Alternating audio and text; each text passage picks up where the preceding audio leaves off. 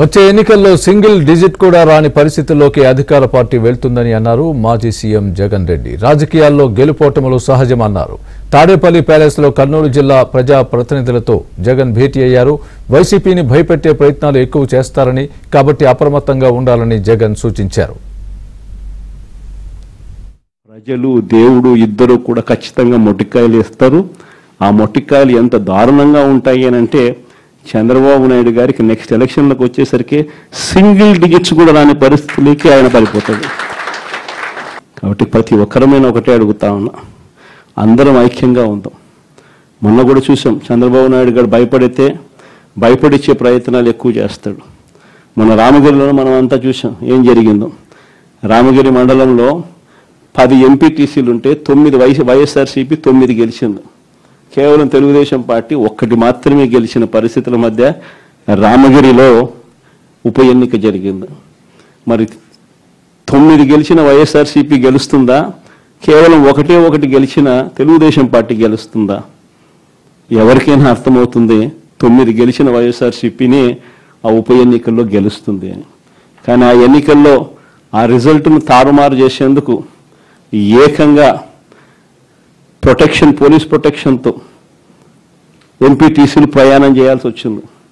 మా ప్రాణాలకు ముప్పు ఉంది, మాకు భద్రత కల్పించాలని కోర్టుకు పోతే కోర్టు పోలీసు భద్రతతో వారిని ఎలక్షన్ హాల్లోకి తీసుకొని పోమని చెప్తే ఈ పోలీసులు ఎంత అన్యాయంగా తయారయ్యారంటే, పోలీసులే ఈ ఎంపీటీసీలను బెదిరించే కార్యక్రమాలు సాక్షాత్తు పోలీసులే చేపట్టారు. భయానక వాతావరణం క్రియేట్ చేయడం కోసం అని చెప్పి లింగమయ్య అని చెప్పి మన పార్టీకి సంబంధించిన ఒక కురుబ నాయకుడు, ఒక బీసీ నాయకుడు ఏకంగా యాక్టివ్గా ఉన్నాడు అని ఆ మనిషిని కొట్టి చంపారు. నిజంగా ఆశ్చర్యం అనిపించింది, బాధ అనిపించింది. ఎందుకు ఈ రాజకీయాలు ఈ స్థాయికి దిగజారుస్తున్నారు అని చెప్పి. అరే మంచి చెయ్యి, సూపర్ 6 హామీ ఇచ్చినాం, సూపర్ 7 హామీ ఇచ్చినాం, పిల్లలకు చేయాల్సిన ఫీజు రీఎంబర్స్మెంట్ బకాయిలు పెండింగ్లో పెట్టాం, ఆరోగ్యశ్రీ బకాయిలు పెండింగ్లో పెట్టాం, రైతులకు అన్యాయం చేస్తా ఉన్నాం. ఇవన్నీ సరిదిద్దుకొని మంచి చెయ్యి, ప్రజల మనసుల్లో స్థానం సంపాదించుకుంటే ఆటోమేటిక్లీ ప్రజలు ఓట్లు వేస్తారు. కానీ ఈ మాదిరిగా దిగజారిపోయి మనుషులను చంపే స్థాయిలో రాజకీయాలు చేయడం మొదలు పెడితే, దానికి పోలీసులను ఉపయోగించుకునే కార్యక్రమం చేస్తే వ్యవస్థలు ఎంత దిగజారిపోతాయి అని చెప్పడానికి పూర్వపు రోజుల్లో మనం అంతా బీహార్ గురించి మాట్లాడేవాళ్ళం. బీహార్లో ఎలా ఉండేటివి, బీహార్లో అలా ఉండేటివని. ఈరోజు బీహార్ గురించి మాట్లాడాల్సిన పనుల ఆంధ్ర రాష్ట్రం ఎలా ఉంది అని చెప్పి చూస్తే బీహార్ను మించిపోయిన పరిస్థితిలో ఆంధ్ర రాష్ట్రం కనిపిస్తూ ఉంది. ఈరోజు ఆంధ్ర రాష్ట్ర పరిస్థితి. ఇలాంటి పరిస్థితుల మధ్య మనం యుద్ధం చేస్తూ ఉన్నాం. మీ అందరికీ నేను ఒకటే చెప్తా ఉన్నా, కష్టాలు శాశ్వతం కాదు.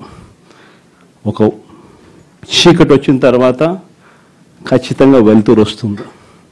ఇది ప్రతి ఒక్కరూ గుర్తుపెట్టుకోండి. చూస్తూ కన్ను మూసుకుంటే 3 ఏళ్ళు కూడా అయిపోతుంది. ఈ 3 ఏళ్ళు మాత్రం గట్టిగా తోడుగా నిలబడండి, నాకు తోడుగా నిలబడండి, ప్రజలకు తోడుగా నిలబడండి. ఆ తర్వాత మళ్ళీ వైఎస్ఆర్ కాంగ్రెస్ పార్టీ మళ్ళీ అధికారంలోకి ఖచ్చితంగా వస్తుంది. ఈసారి జగన్ 2 పాలన ఖచ్చితంగా జరుగుతుందని మాత్రం చెప్తాను.